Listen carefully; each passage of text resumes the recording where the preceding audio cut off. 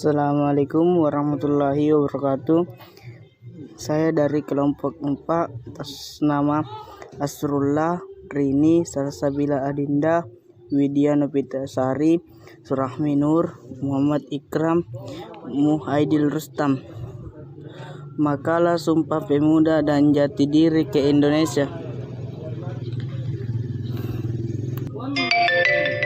Latar belakang Sumpah Pemuda. Yang gambar pertama menunjukkan adanya sekolah kaum pribumi, sedang gambar yang kedua adalah sekolah. Salah satu contoh surat kabar juga berkembang pada masa Hindia Belanda. Adanya pendidikan sekolah-sekolah akan munculnya kaum terpelajar. Kaum muda terpelajar inilah mudah memelopori lahirnya kebangkitan nasional di Indonesia.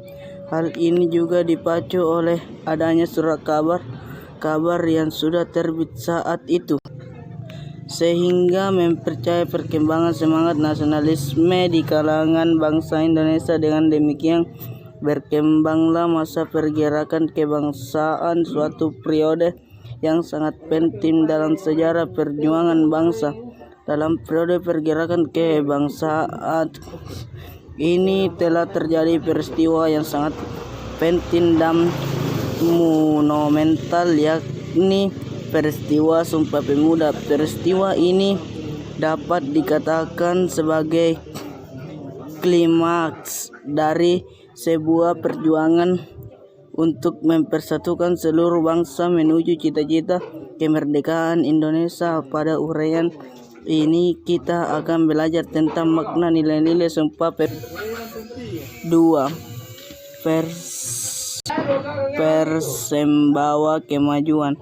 Pada awal abad ke-20, para penyanyi baru menuangkan gagasan melalui media cetak mengenai isu-isu perubahan. Isu-isu yang dipopulerkan yaitu terkait dengan peningkatan status sosial rakyat bumi putra, peningkatan kehidupan di bidang sosial, ekonomi, budaya, dan politik.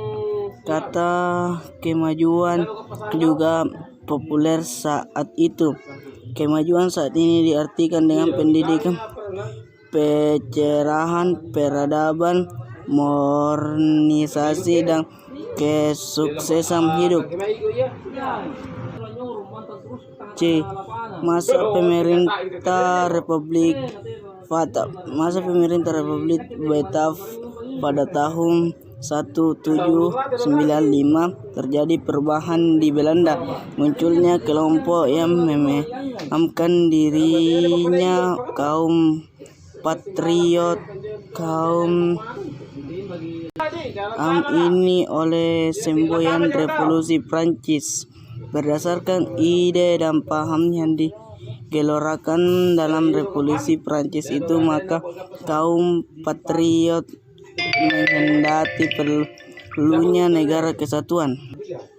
Kesimpulan, kolonialisme merupakan suatu paham mengenai penguasaan wilayah atau negara oleh bangsa lain dengan maksud untuk memperluas wilayah kekuasaan bangsa tersebut. Sementara itu imperialisme adalah sistem politik yang bertujuan menjajah negara lain untuk mendapatkan kekuasaan dan keutamaan yang lebih besar. Imperialisme adalah sistem politik yang bertujuan menjaga negara lain untuk mendapat kekuasaan dan keuntungan yang lebih besar. Sekian dan terima kasih. Wassalamualaikum warahmatullahi wabarakatuh.